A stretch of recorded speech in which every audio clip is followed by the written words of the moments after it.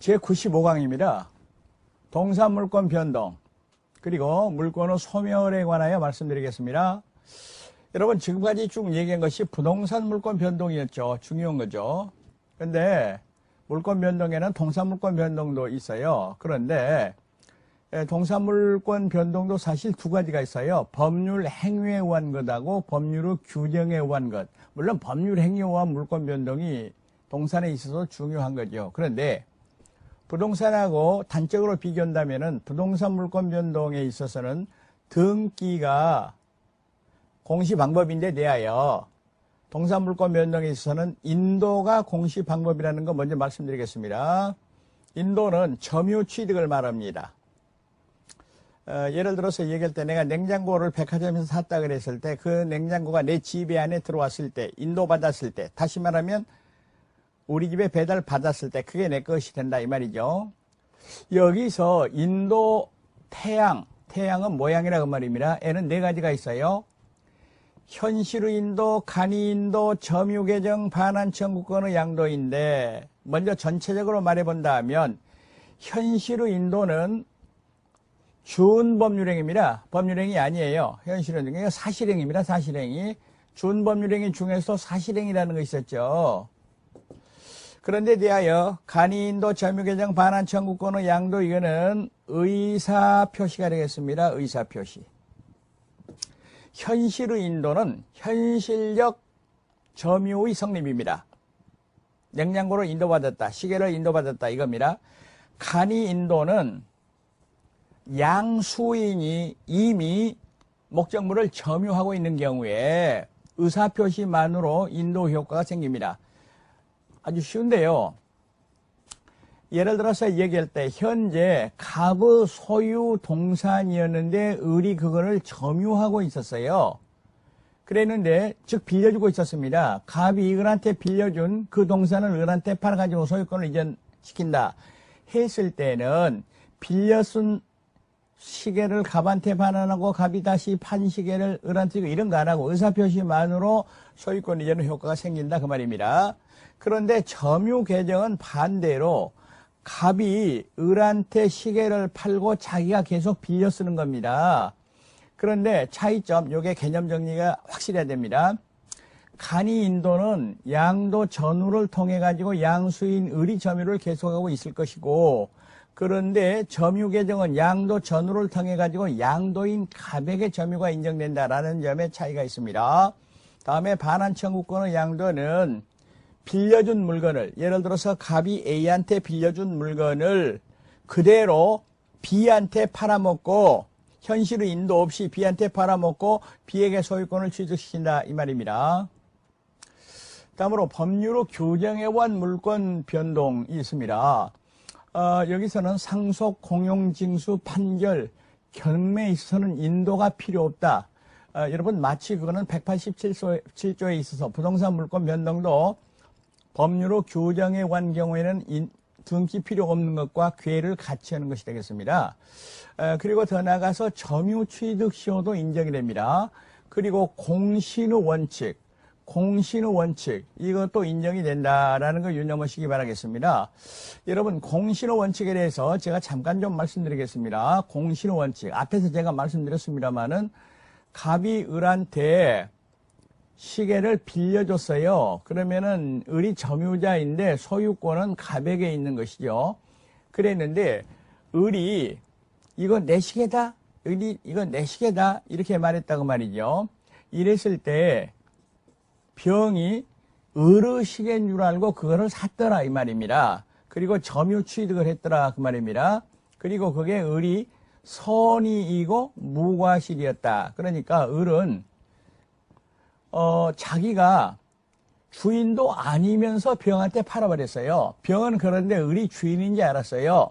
잘못도 없어요. 과실도 없어요. 이랬을 때는 갑이 병에 대하여 시계를 돌려달라 이런 말 못한다. 다시 말하면은 병이 완전한 소유권을 취득해버린다 했습니다. 제가 앞에서 이걸 잠깐 말씀드렸는데요. 언제 얘기했냐면은 이것도 원시 취득이다. 다시 말하면은 갑의 소유권을 이어받은 거 아니고 법률의 규정에 의하여 독자적인 원인에 의하여 이루어진 경우다라는 얘기가 되겠습니다. 이 경우에는 반드시 점유취득을 해야 됩니다.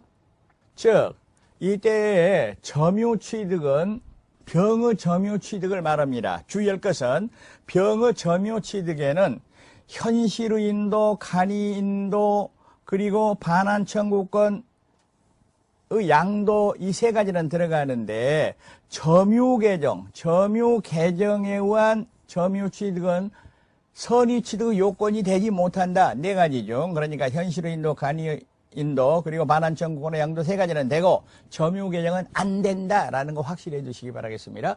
계속해서 물권의 소멸에 대해서 좀 보시겠습니다. 물권의 소멸 원인에 있어서는 일반적 소멸 원인으로서 다음과 같은 걸 들 수가 있습니다.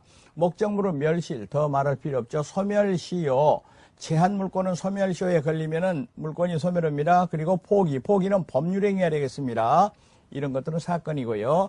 그리고 공용징수, 혼동. 여러분, 공용징수는 물권의 취득 원인도 되고 소멸 원인도 됩니다. 왜 그런가 하면은 예를 들어서 갑이 지금 토지를 가지고 있었는데 도로가 나가다 보니까 그 토지의 소유권이 국가로 넘어가게 됐습니다. 공용징수가 됐습니다. 이랬을 때 국가의 입장에서 보면은 소유권 취득 원인, 갑의 입장에서 볼 때는 소멸 원인이 된다라는 거 유념하시기 바라겠습니다. 그리고 혼동은 사건이고 절대적 소멸입니다. 이 중에서 아주 중요한 것이 이제 혼동이 되겠습니다. 혼동에 대해서 별도로 한번 말씀드리겠습니다. 물권의 혼동, 이 소멸 원인은 특별히 우리가 유의를 해야 됩니다. 여기서 혼동이라는 것은 양립할 필요가 없는, 두 개를 놔둘 필요가 없는 이 두 개의 물권이 한 사람에게 귀속하는 경우에 그걸 혼동이라 하고 그중 하나를 소멸시키는 겁니다. 그중 가장 중요한 부분이 소유권과 제한물권의 혼동이 있습니다. 소유권과 제한물권. 이랬을 때는 원칙적으로 제한물권이 소멸한다 이런 뜻이 되겠습니다. 예를 들어서 저당권자 또는 지상권자가 부동산 소유권을 취득한 경우에 원칙적으로 제한물권인 저당권이나 지상권이 소멸된다는 얘기입니다. 간단하게 지금 갑이 소유자인데 갑의 소유 토지에 대해서 을이 저당권을 가지고 있습니다. 저당권.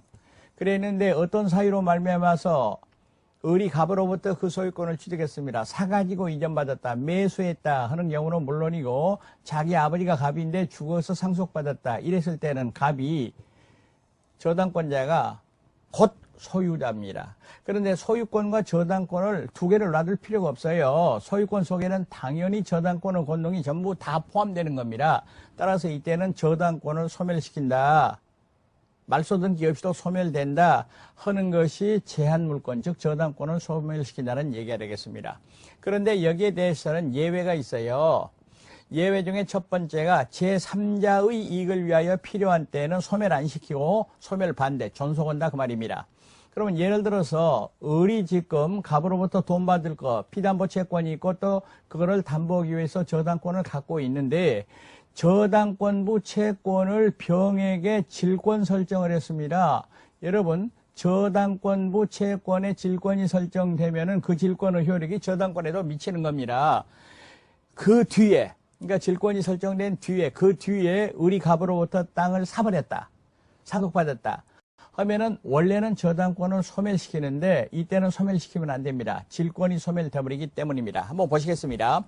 갑의 토지에 대하여 을이 저당권을 을의 저당권에 대하여 병이 질권을 설정받았습니다. 그런데 을이 저당권을 취득하더라도 을이 저당권을 소멸시켜서는 안 된다. 왜? 제3자 병의 질권을 위함이라 하는 거 유념하시기 바라겠습니다. 그런데 본인의 이익을 위하여 필요한 때 그때도 존속시킨다는 얘기가 되겠습니다. 이 부분은 약간 복잡합니다. 갑의 토지에 을이 저당권을 가지고 있습니다. 이 저당권을 1번 저당권이라고 그럽니다. 먼저 설정됐다. 우선이다 이 말입니다. 그 뒤에 또 병이 저당권을 설정받았던 거예요. 저당권 설정받았어요. 1번 저당권, 2번 저당권이 있는데 그 뒤에 을이 가부 소유권을 취득했다면 이때는 이 저당권 소멸이 아니라 그대로 놔둬야 된다 그 말입니다. 만약에 소멸시켜버리면은 병의 저당권이 최선순위가 돼가지고 을이 굉장히 손해를 보게 됩니다.